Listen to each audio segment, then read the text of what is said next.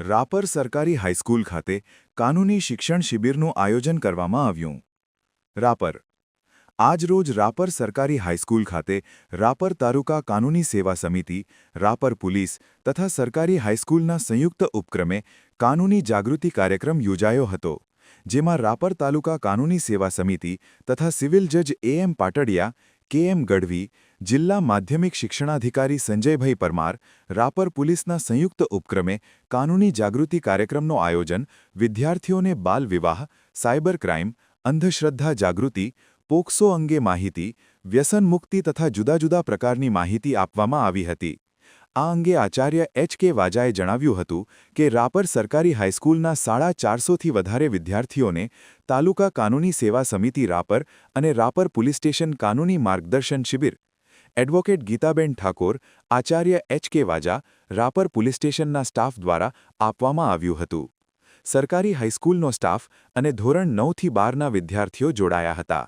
સમગ્ર આયોજન આચાર્ય એચ.કે. વાજા, અશ્વિન પ્રજાપતિ, પ્રકાશભાઈ ચૌધરી, શીતલબેન સરડવા, બીનલ પ્રજાપતિ, આદિત્ય આસન દ્વારા કરવામાં આવ્યું હતું. સંચાલન પ્રકાશ ચૌધરી, આભાર વિધિ દેવેન્દ્ર રાઠોડ.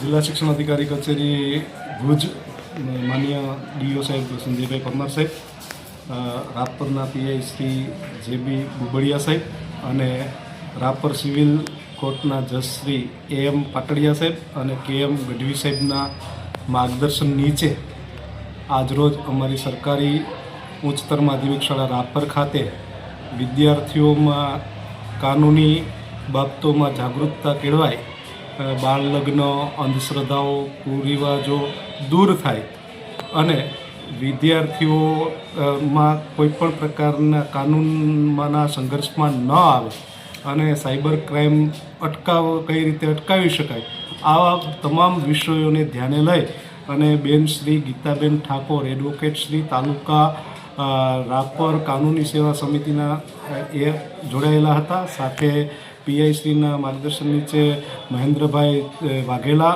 અને કિરીટભાઈ ચૌહાણ પણ આ તકે ઉપસ્થિત રહી અને કાનૂની માર્ગદર્શન પૂરું પાડેલ અને વિદ્યાર્થીઓમાં કાનૂની નિયમો, નીતિ નિયમો અંગે જાગૃતતા કેળવાય એવો આજરોજ પ્રયાસ કરવામાં આવેલ, જેમાં અમારી શાળાના ધોરણ 9થી 12ના 477 જેટલા વિદ્યાર્થીઓ અને શાળા પરિવાર અને સમગ્ર સ્ટાફ જોડાય અને આ કાર્યક્રમને સફળ બનાવવામાં આવેલ. Thank you.